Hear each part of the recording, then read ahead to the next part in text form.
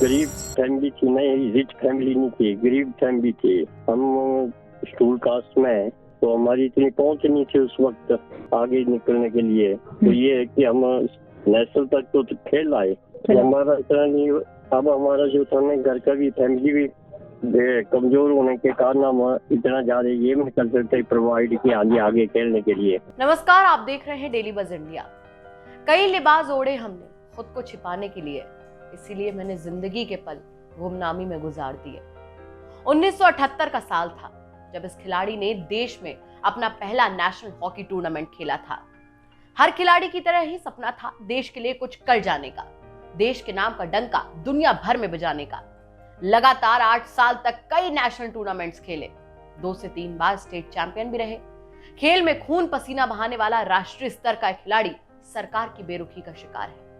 ये कहानी है हिमाचल प्रदेश के हमीरपुर के हॉकी खिलाड़ी सुभाष चंद की, जो आज गुमनामी के अंधेरे में जिंदगी गुजार रहे हैं। सुभाष चंद को अपना और अपने परिवार का पेट पालने के लिए जूते बनाने का काम करना पड़ रहा है। वो 2 वक्त की रोटी के लिए दिन भर कड़ी मेहनत करते हैं। मेरी साथी अनीशा ने जब उनसे बात की तो वो भी उनकी इस कहानी को सुनकर अपने आंसू नहीं रोक पाई।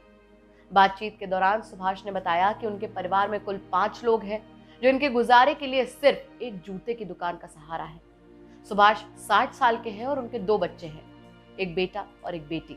मुश्किल हालातों के बाद भी सुभाष ने हिम्मत नहीं हारी, अपने परिवार की हर जरूरत को पूरा किया। इसके साथ ही अपने पिता धर्म को भी बखूबी निभाया। उन्होंने जूते सिलकर अपने बच्चों को पढ़ाने लिखाने पर जोर दिया। अपनी तंग हालात को देखते हुए बच्चों को खेलों से दूर ही रखा।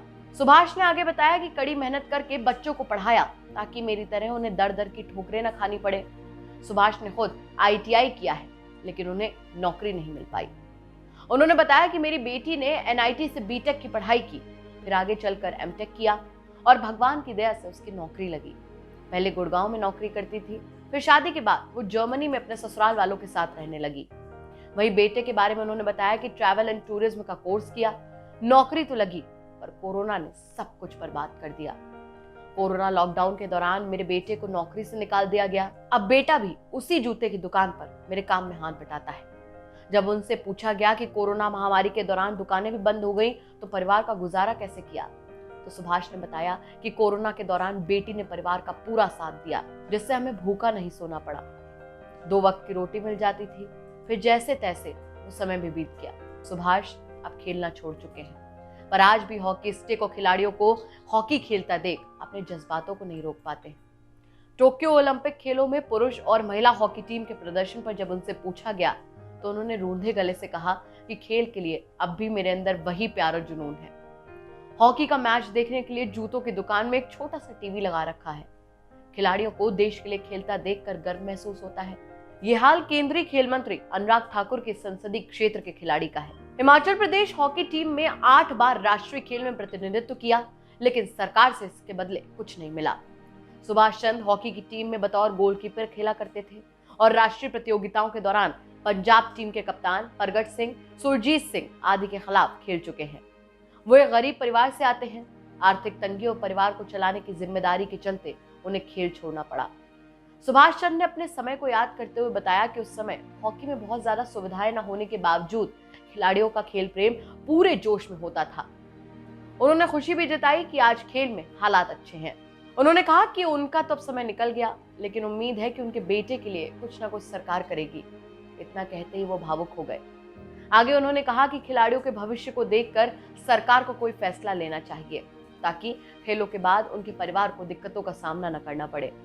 इससे पहले भी कई मंचों पर सुभाष चंद के लिए नौकरी की कई सामाजिक संगठन मांग उठा चुके हैं। PM मोदी को भी इस बारे में पत्र लिखा जा चुका है, लेकिन कहीं भी उनकी कोई सुनवाई नहीं हुई और आज वो पाई पाई को मोहताज है। सुभाष चंद ने उम्मीद जताई है कि केंद्रीय खेल मंत्री अनुराग ठाकुर उनके परिवार के हालात को देखते हुए उनके बेटे के रोजगार के लिए कोई मदद जरूर करेंगे। क्या ये कल्पना की जा सकती है कि राष्ट्रीय खेल कहे जाने वाले हॉकी का नेशनल लेवल का कोई खिलाड़ी अपना और अपने परिवार का पेट पालने के लिए जूता सिलने पर मजबूर हो सकता है, वो भी उस जिले का खिलाड़ी जिस क्षेत्र से खुद केंद्रीय खेल मंत्री आते हों। लेकिन कोई कोरी कल्पना नहीं, बल्कि एक हकीकत है। ओलंपिक खेलों में पुरुष और महिला हॉकी टीम के प्रदर्शन ने वाकई हॉकी प्रेमियों के उत्साह को बढ़ाया। लेकिन हिमाचल में रोजी रोटी के लिए एक खिलाड़ी की जद्दोजहद देखने के बाद मन में सवाल उठता है कि जो खिलाड़ी देश के लिए जी जान से खेलते हैं, क्या सरकार की जिम्मेदारी उन्हें कुछ उपहार या बधाइयां देने से खत्म हो जाती है? क्या कभी किसी ने सोचने समझने की कोशिश की है कि असल जिंदगी में खिलाड़ी किन हालातों से गुजरते हैं?